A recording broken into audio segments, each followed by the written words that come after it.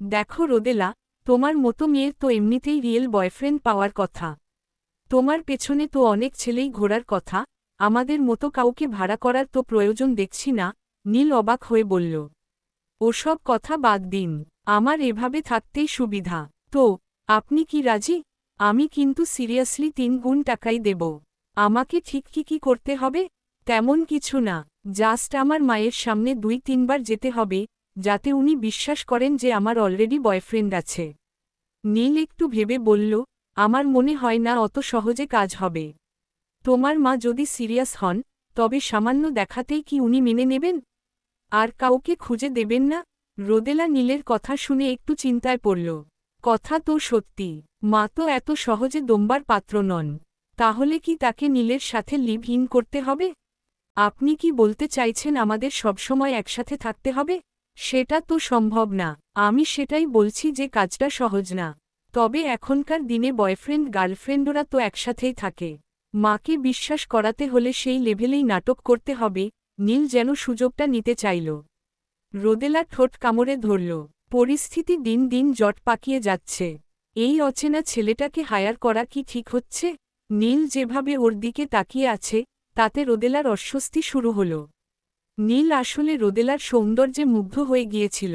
রোদেলার পরনের সাধারণ কালো স্লিভলেস টপ আর জিন্সেই ওকে এতটাই মোহনীয় লাগছিল যে ক্লাবের অন্য ছেলেরাও আর চোখে ওকে দেখছিল।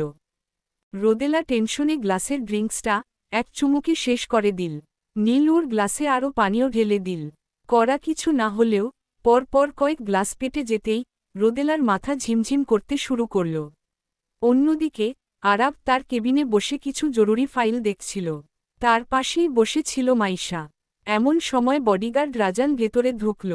স্যার, গত রাতের সেই মেয়েটি আজ আবারও এসেছে। আরাব ফাইল থেকে মাথা তুলল। কার সাথে এসেছে? একটা ছেলের সাথে। ওই ছেলেটাকে আমি চিনি স্যার, ও টাকার বিনিময়ে মেয়েদের সাথে সময় কাটায়। প্রায়ই ওকে এখানে নতুন নতুন মেয়ের সাথে দেখা যায়। চোখ রাখো ওর ওপর, আরাব নির্দেশ দিল।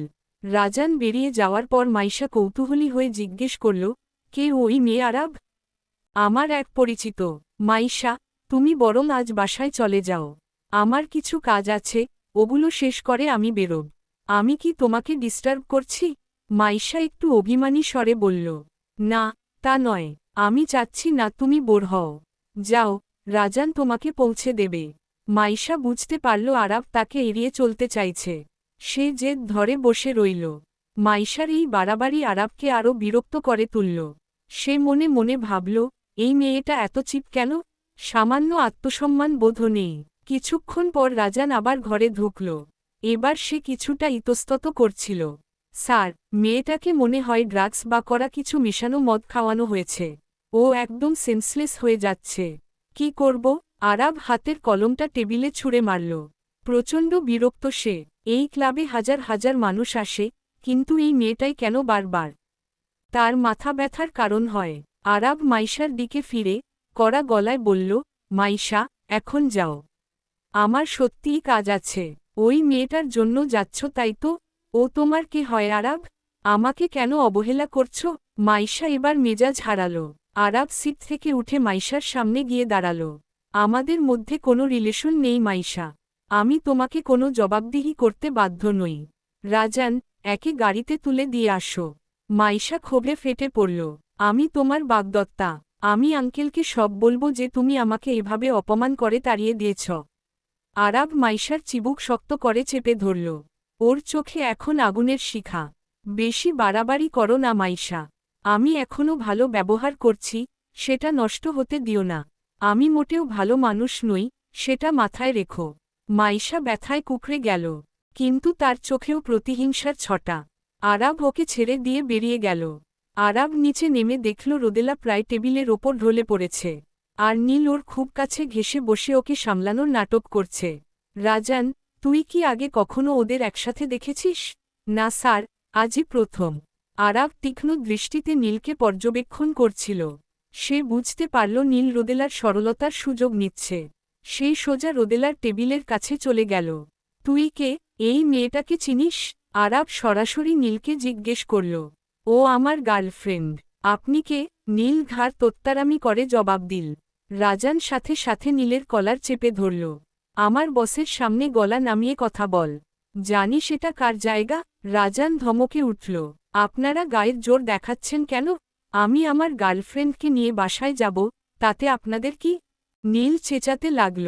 আরাব শীতল গলায় বলল, রাজান, একে পেছনের গলিতে নিয়ে গিয়ে ভালো করে বুঝিয়ে দে যাতে আর কখনো কারো ওপর এভাবে নজর না দেয়। আর এই মেয়েটার দায়িত্ব আমি নিচ্ছি। বডিগার্ডরা নীলকে একরকম পাজাকোলা করে টেনে নিয়ে গেল। নীল চিৎকার করলেও মিউজিকের আওয়াজে তা চাপা পড়ে গেল। আরাব এবার রোদেলার পাশে বসল। রোদেলা তখন নেশার ঘোরে অসংলগ্নভাবে বিড়বিড় করছিল। আরাব কান পেতে শোনার চেষ্টা করল, ও কি বলছে। তুমি কি রাজি আমার বয়ফ্রেন্ড সাজতে? আরাব ভ্রু কুচকাল। বয়ফ্রেন্ড ভাড়ায় পাওয়া যায় নাকি? এই মেয়েটার মাথায় সত্যিই গোবর ভরা। রোদেলা নেশাতুর গলায় বলতে লাগল, মা সারাক্ষণ বিয়ে দিতে চায়। আজকেও একটা ফালতু ছেলের সাথে ডিনারে পাঠিয়েছিল। আমি ওকে সহ্য করতে পারি না। নীল, তুমিই আমার লাস্ট হোপ। প্লিজ রাজি হও। আরাব বুঝতে পারল, আজ রেস্টুরেন্টে রোদেলার সাথে যে ছিল সে আসলে মায়ের পছন্দ করা ছেলে। আর এই বিপদ থেকে বাঁচতেই রোদেলা এই ফালতু ছেলেটাকে ভাড়া করতে চেয়েছে। আরাব রোদেলার অসহায় মুখটার দিকে তাকিয়ে দীর্ঘশ্বাস ফেলল। মেয়েটা যে কতটা বিপদে আছে তা এখন সে পরিষ্কার বুঝতে পারছে। রোদেলা চোখ মেলে তার ঠিক মুখের কাছে থাকা সুদর্শন মুখটার দিকে তাকাল। এই লোকটার চেহারা তো আজ যার সাথে দেখা করার কথা ছিল তার মতো নয়। সে চোখ সরু করে চেনার চেষ্টা করল লোকটা আসলে কে, কিন্তু নেশার ঘোরে চারপাশটা এত বেশি দুলছিল যে সে কিছুই স্পষ্ট দেখতে পেল আদতে পারল না। ওভাবে কি দেখছ? মনে করতে না পারলে জোর করার দরকার নেই। এই নিয়ে দ্বিতীয়বার আমি তোমাকে বাঁচালাম। প্রথমবার তো তোমাকে ছেড়ে দিয়েছিলাম, কিন্তু তুমি নিজেই আবার ফিরে এলে। একেই বোধ হয় বলে ভাগ্য। আরাব নেশাতুর মেয়েটির সাথে কিছুটা রসিকতা করল। এরপর তাকে আলতো করে পাজাকোলা করে কোলে তুলে নিল এবং 3 তলার সেই চেনা ব্যক্তিগত রুমটির দিকে হেঁটে গেল। বিছানায় রোদেলাকে শুইয়ে দিয়ে সে ওর আজকের পোশাকের দিকে তাকাল। আজকের ড্রেসআপ গতকালের চেয়ে সম্পূর্ণ আলাদা। তার মানে মেয়েটা নিজেকে রক্ষা করতে জানে। অচেনা মানুষের সাথে দেখা করার সময় সে নিজেকে ঢেকে রাখার চেষ্টা করেছে। কিন্তু সে হয়তো ভুলে গেছে, পুরুষদের কাছে এই ধরনের রহস্যময়ী রূপই বেশি আকর্ষণীয়, যা সবকিছু প্রকাশ করার চেয়েও অনেক বেশি কাম্য। আর আরাব নিজেও সেই পুরুষদেরই একজন। পরের দিন সকালে রোদেলা যখন চোখ খুলল তখন সকাল হয়ে গেছে। জায়গাটা তার বেশ চেনা, গতকালের সেই রুম। তবে এবার সে নিজের পেটের ওপর একটা ভারী হাতের স্পর্শ অনুভব করল। পাশে তাকাতেই তার বুকটা ধক করে উঠল। লাউঞ্জের মালিক আরাব তাকে জড়িয়ে ধরে ঘুমোচ্ছে। আশ্চর্যের বিষয়, এবার রোদেলার চিৎকার করতে ইচ্ছে করল না। সে বরং শান্ত হয়ে আরাবের সুঠাম দেহের দিকে তাকাল এবং ওর সুন্দর মুখটা খুঁটিয়ে দেখতে লাগল। ঘন কালো ভ্রু, মেয়েদের চেয়েও লম্বা চোখের পাপড়ি, বোধ হয় রোদেলার নিজের পাপড়িও এত লম্বা নয়। ধারালো নাক, গায়ের রং ফর্সা হলেও পুরো চেহারার মধ্যে একটা পুরুষালী করা ভাব আছে। আর যে হাতটা তার পেটের ওপর রাখা, সেটিতে পেশির ভাঁজ স্পষ্ট। আর কতক্ষণ ওভাবে তাকিয়ে থাকবে? হুট করে আরাব চোখ মেলতেই রোদেলা চমকে উঠে পিছিয়ে গেল। লোকটা যেন অনেক আগেই জেগেছিল, কেবল চোখ বন্ধ করে থাকার ভান করছিল। আমাকে কি খুব হ্যান্ডসাম লাগছে? আরাব হাসল। অহংকারী। রোদেলা বিড়বিড় করে উত্তর দিল। সে বিছানা থেকে ওঠার চেষ্টা করতেই আরাব এক হেঁচকায় তাকে আবার নিজের বুকের মাঝে টেনে নিল। কোথায় যাচ্ছ? বাসায় যাব। ছাড়ুন আমাকে। রোদেলা ছটফট করতে লাগল। কিন্তু নিয়মিত জিম করা একটা শক্তিশালী পুরুষের শক্তির সামনে তার এই সামান্য শক্তি টিকবে কেন? উল্টে সে যত ছটফট করছিল, আরাবের শরীরের সাথে তার দূরত্ব তত কমে যাচ্ছিল। রোদেলার মনে হল, এটা তার হৃদযন্ত্রের স্বাস্থ্যের জন্য মোটেও ভালো নয়। আমি কি তোমাকে যাওয়ার পারমিশন দিয়েছি? আরাব নিচু স্বরে বলল। আমাকে আটকে রাখার আপনি কে? গতকাল আমি আপনাকে সুযোগ দিয়েছিলাম, আপনি নিজেই তো রিফিউজ করেছেন। আরাব মৃদু হাসল। এই মেয়েটি বিপদে পড়েও কিভাবে এত গলার জোর দেখায় তা ভেবে সে বেশ মজা পাচ্ছিল। এখানে শর্ত দেওয়ার মালিক তো আরাব, রোদেলা নয়। এখন কার পাল্লা ভারী, তোমার নাকি আমার? কি? ওহ, অবশ্যই আমার। রোদেলা দম্বার পাত্র নয়। আরাব রোদেলাকে ছেড়ে দিয়ে নিজে বিছানায় হাত দুটো মাথার নিচে দিয়ে আরাম করে শুল। এমন একটা ভাব করল যেন সে রোদেলার কাছে হেরে গেছে। আমি তোমাকে দুবার বাঁচালাম, লক্ষ্মী মেয়ে। তো কি হয়েছে? উপকারের খোঁটা দিচ্ছেন কেন? আমি তো বলেছি, গতকাল যখন রিফিউজ করেছেন তখনই আপনার সব রাইট শেষ। আর আমি তো আপনাকে সাহায্য করতে বলিনি।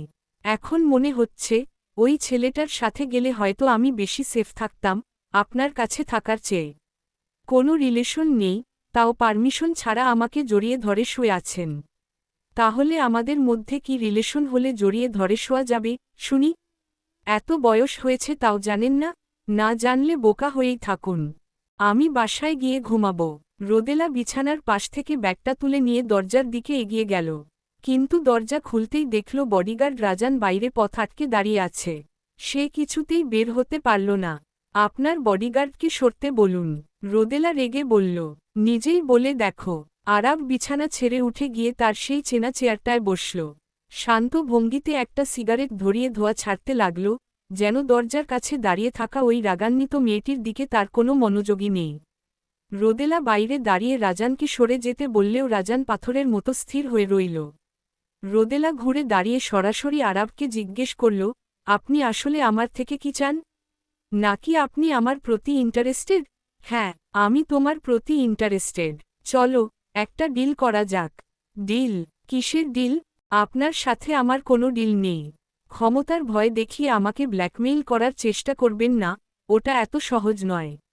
রোদেলা মুখ উঁচু করে বলল। সে মনে মনে ভয় পেলেও বাইরে নিজেকে শক্ত রাখার চেষ্টা করছিল। ভাবছিল, একটা মেয়ের সাথে হয়তো সে এতটা হিংস্র কিছু করবে না।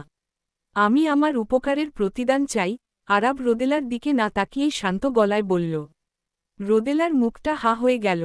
এই লোকটা আসলে কোন প্রকৃতির? গতকাল আমি আপনাকে সুযোগ দিয়েছিলাম, আজ আর কোনো সুযোগ পাবেন না। আমিও তোমাকে গতকাল সুযোগ দিয়েছিলাম, কিন্তু আজ রাতে তুমি নিজেই আবার আমার কাছে ফিরে এলে। একেই বলে আমাদের ভাগ্য একে অপরের সাথে জুড়ে গেছে। এর মানে কি? আরাব সিগারেটের ধোঁয়া পুরো রুমে ছড়িয়ে দিয়ে সেটা অ্যাশট্রেতে নিভিয়ে ফেলল। এরপর সরাসরি রোদেলার চোখের দিকে তাকিয়ে এমন একটা কথা বলল যা শুনে রোদেলার পায়ের নিচের মাটি সরে গেল। আজকে আমার পারমিশন ছাড়া তুমি এই রুম থেকে এক পাও বাইরে বাড়াতে পারবে না, যাই হয়ে যাক না কেন। রোদেলার মনের ভেতর এবার সত্যি সত্যি ভয় বাসা বাঁধতে শুরু করল। শরীরটা কেমন যেন অবশ হয়ে আসছিল। আরাব যা বলছে, তার মানে কি সেটাই যা সে ভাবছে? সে এই ধরনের পরিস্থিতির জন্য মোটেও মেন্টালি প্রিপেয়ার্ড ছিল না। আপনি কি করতে চান? রোদেলার গলা কাঁপছিল। এতক্ষণ তো খুব বিড়ালের মতো ফুঁসছিলে, এখন কাঁপছ কেন? তবে শোনো, আমি জোর জবরদস্তিতে বিশ্বাসী নই। আমি পছন্দ করি যখন অপর পক্ষ স্বেচ্ছায় ধরা দেয়। আরাবের ভালো মানুষ সাজার সময় শেষ। এই মেয়েটা পরপর দুবার তার এলাকায় এসে ফেঁসে গেছে, আর এবার সে ওকে এত সহজে ছেড়ে দেবে না। আপনি আমার ওপর কিসের এত রাগ দেখাচ্ছেন? আমি আপনার কি ক্ষতি করেছি যে আমার সাথে এমন করছেন? রোদেলা প্রায় কেঁদে ফেলার মতো করে বলল। শশশ, লক্ষ্মী মেয়ে, তুমি ভুল বুঝছ। আমি তোমার ওপর একদমই রেগে নেই। রেগে থাকলে কি তোমাকে পেতে চাইতাম? সহজভাবে মেনে নাও, তাহলে আমরা দুজনেই সুখে থাকব। তার মানে শুধু আমার শরীরটাই আপনার চাই? এটাই আপনার উপকারের বদলা? রোদেলা এই লোকটার দ্বিমুখী চরিত্র একদম বুঝতে পারছিল না। সে ভালো নাকি খারাপ, তা বলা মুশকিল। এর আগে তিথির এক ঝামেলায় আরাব যখন তাকে অ্যাপার্টমেন্টে পৌঁছে দিয়েছিল, তখন রোদেলার সাথে ওর কয়েকবার দেখা হয়েছিল। রোদেলা স্বীকার করে যে সে সেবার আরাবকে অনেক কটু কথা শুনিয়েছিল। কিন্তু সেই ঘটনার তো অনেক দিন হয়ে গেছে, এখন কেন সে প্রতিশোধ নিতে চাইছে? তোমার মতো মেয়ে, যার পেছনে ছেলেরা মাছির মতো ঘোরে, তাদের শরীর ছাড়া আর কিই বা আকর্ষণীয় থাকতে পারে? নিজেকে খুব স্পেশাল ভেবো না। আমি তোমার রিয়েল বয়ফ্রেন্ড হতে যাচ্ছি না, এটা জাস্ট একটা মিউচুয়াল বেনিফিট। রোদেলাও দমে যাওয়ার পাত্রী নয়। আপনার মতো পুরুষ, যে মেয়েদের সম্মান দিতে জানে না, তার বয়ফ্রেন্ড হওয়ার শখও কোনো মেয়ের নেই। আপনিও নিজেকে খুব বড় কিছু ভাববেন না। এই বয়সেও যে এখনও সিঙ্গেল ঘুরে বেড়াচ্ছেন, তাতেই বোঝা যায় আপনাকে কোনো মেয়ে কেন পছন্দ করে না। আরাব মনে মনে হাসল। এই ধরনের মেয়ে সে পছন্দ করে, যে সহজে হার মানবে না, বরং সমানে সমানে টক্কর দেবে। এটা একদম পারফেক্ট ম্যাচ। তোমার মা তোমাকে জোর করে বিয়ে দিতে চাইছে, তাই না? এমনকি তুমি ভাড়ায় বয়ফ্রেন্ড খোঁজার জন্য ফেসবুকে লোক খুঁজছ। এত টাকা খরচ করে ঝামেলা করার কি দরকার? তার চেয়ে আমাকেই তোমার বয়ফ্রেন্ড বানিয়ে নাও। রোদেলা চমকে উঠল। আপনি কিভাবে জানলেন? আরাব রাজানকে ইশারা করে ভেতরে ডাকল। রাজান, কাল রাতে ওই ছেলেটাকে সাইজ করার পরও কি বলল? স্যার, ওই ছেলেটা আসলে একটা ফ্রড। ও ফেসবুকে ফেক আইডি খুলে মেয়েদের ভাড়ায় বয়ফ্রেন্ড হওয়ার ফাঁদ পাতে। কাল রাতে ও রোদেলার প্রোফাইল পিকচার দেখে লোভ সামলাতে পারেনি। ওর প্ল্যান ছিল ড্রিঙ্কসের সাথে কিছু মিশিয়ে ওনাকে অজ্ঞান করে নিজের ফ্ল্যাটে নিয়ে যাওয়া, যেমনটা ও প্রায়ই করে। কিন্তু আপনি ঠিক সময়ে চলে আসায় ও সফল হয়নি। রোদেলার মুখ হা হয়ে গেল। সে ভাবতেই পারেনি যে এত হ্যান্ডসাম আর ভদ্র দেখতে একটা ছেলে আসলে একটা প্রতারক। কিন্তু কাল রাতে নীল তো তাকে জোর করে ড্রিঙ্কস করায়নি। সে নিজেই টেনশনে বেশি খেয়ে ফেলেছিল। কিন্তু ও তো আমাকে জোর করেনি। আপনারা সবাই মিলে কি আমাকে মিথ্যে গল্প শোনাচ্ছেন? রোদেলা অবিশ্বাস ভরা চোখে তাকাল। এত কিছুর পরও নিজেকে খুব বুদ্ধিমান ভাবছ? আমি যদি কাল না পৌঁছাতাম, তবে এতক্ষণে তুমি অন্য কারো বিছানায় থাকতে। আর ওই ছেলেটা এখন হসপিটালের বেডে শুয়ে আছে। আরাবের কণ্ঠস্বর ছিল বরফের মতো শীতল। রোদেলার মনের ভয়টা এবার চরম রূপ নিল। আরাবের চোখের দিকে তাকিয়ে তার মনে হল লোকটা মোটেও ঠাট্টা করছে না। ওর চোখ দুটো এতটাই হিংস্র আর ভয়ঙ্কর লাগছিল যে রোদেলার মনে হল, এই লোকটার কাছে মানুষের জীবনের কোনো মূল্যই নেই। সে নিজে এখান থেকে আস্ত ফিরতে পারবে কি না, তা নিয়ে তার সন্দেহ হতে লাগল। ভয় পাচ্ছ? আরাব রোদেলার ফ্যাকাশে হয়ে যাওয়া মুখ আর কপালের বিন্দু বিন্দু ঘাম দেখে মৃদু হেসে জিজ্ঞেস করল, চলবে। পরবর্তী পর্ব কি আপনারা চাইছেন, নাকি আর লিখব না? আপনাদের মতামত কি জানান।